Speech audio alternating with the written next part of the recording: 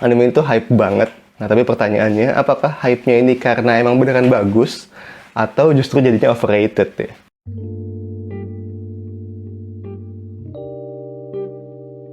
Hai, balik lagi bersama gue David di Kita Bukan Wibu. Di video kali ini gue akan ngebahas satu judul anime yang kemarin baru aja tayang di Spring 2021. Ini anime paling hype kayaknya di Spring 2021, yaitu Tokyo Revengers. Season pertamanya baru aja selesai yang berjumlah 24 episode, dan gue pikir kayaknya menarik nih kalau kita bahas bareng animenya gitu. Nah, seperti yang tadi udah gue bilangin, anime itu hype banget.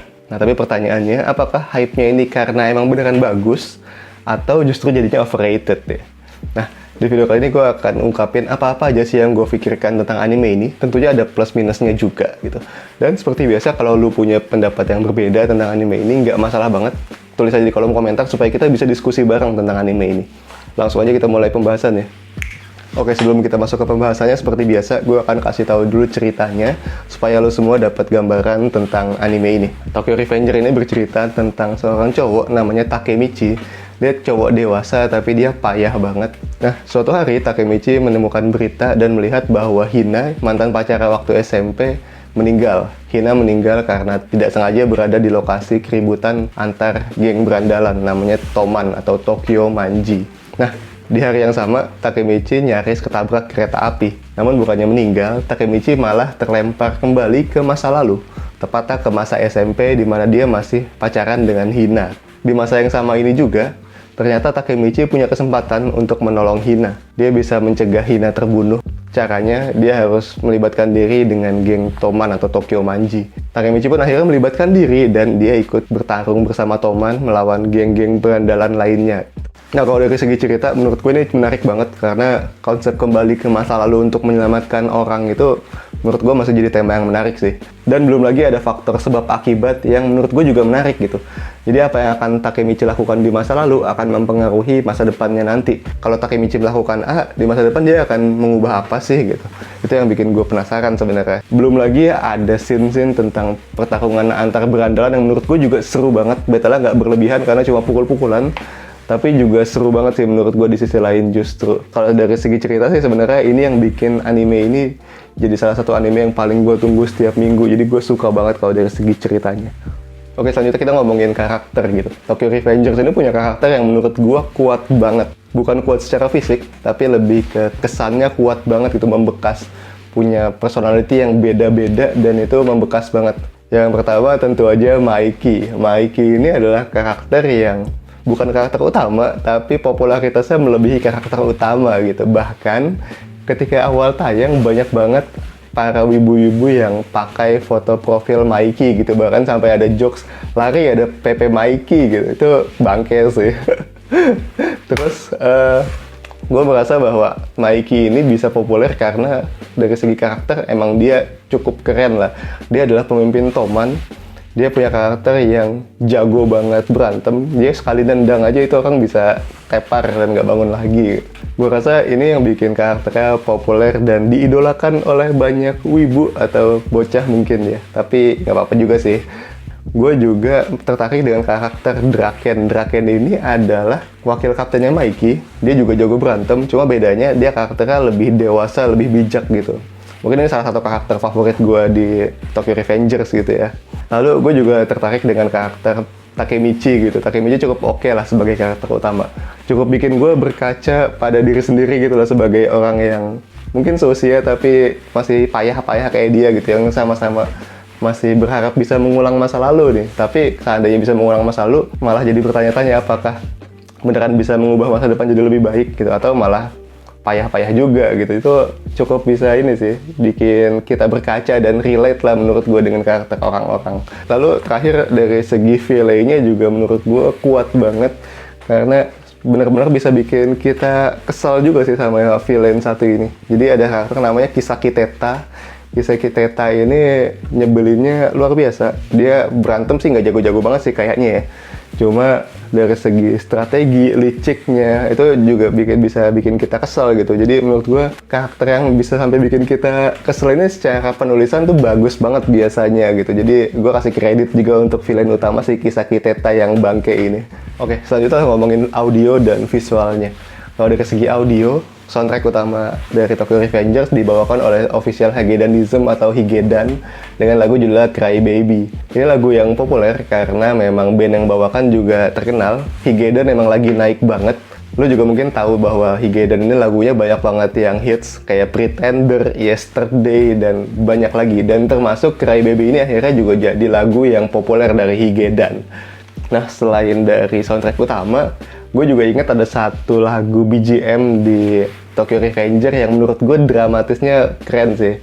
Ya ketika misalnya Toman lagi kumpul atau lagi mau berantem gitu, itu ada satu BGM yang menurut gue berkesan dan bagus. Karena naikin suasana gitu, siap perang dan lagunya emang dramatis parah.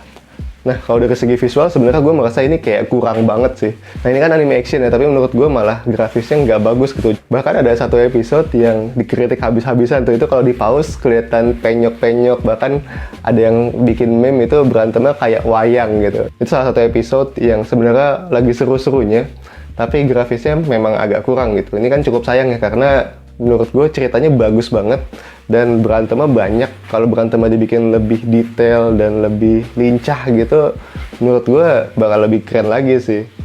Nah, di bagian ini gue akan share apa sih yang kurang gue sukai dari anime ini. Adalah soal adanya plot hole di konsep time travel di sini gitu. Jadi seperti yang udah gue jelaskan, Takemichi ini kan adalah seorang time leaper atau orang yang bisa balik ke masa lalu dan mengubah masa depan gitu.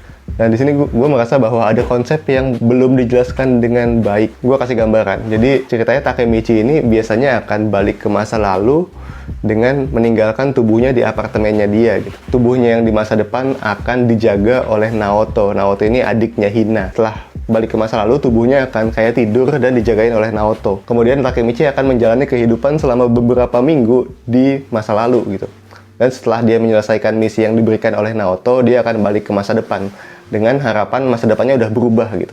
Nah, di sini ada kejanggalan nih menurut gue. Ada dua hal. Satu, ketika Takemichi balik ke masa lalu, dia akan menjalani kehidupan remajanya dengan kesadaran Takemichi dewasa gitu.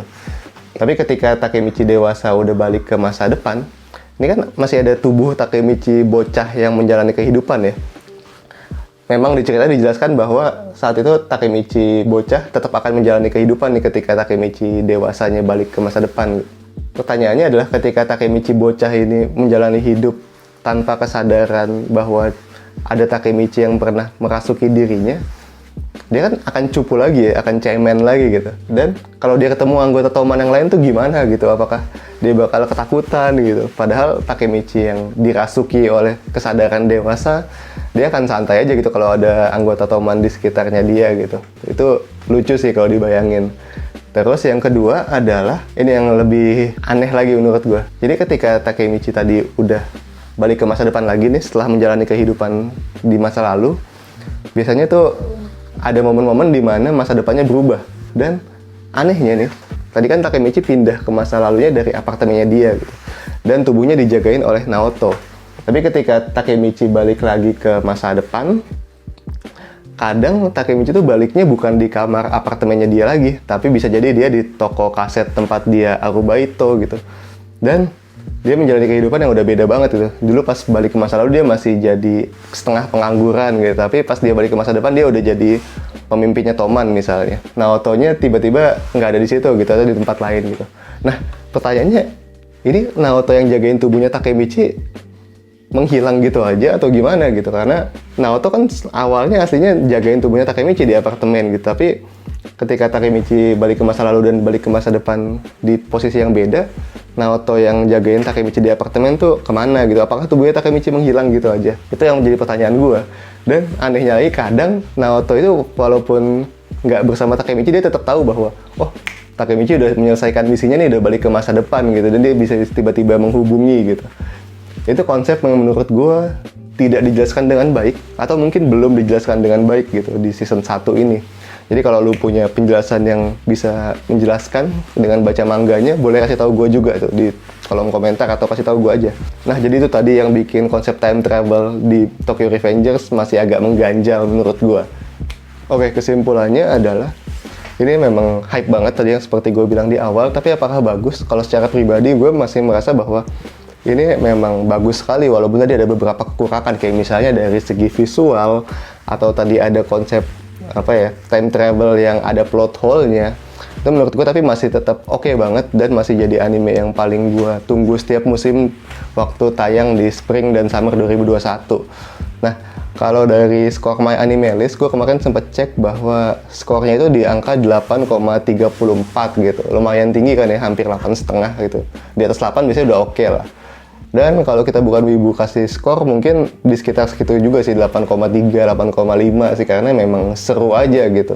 Bisa lebih oke kalau visualnya lebih mantap lagi. Terus yang gue senang juga di sini kan Tokyo Revengers ini kan tayangnya di YouTube. Dan tapi gue merasa bahwa dengan tayang di YouTube jadi lebih asik aja sih hype-nya. Jadi orang bisa lebih gampang mengaksesnya secara legal.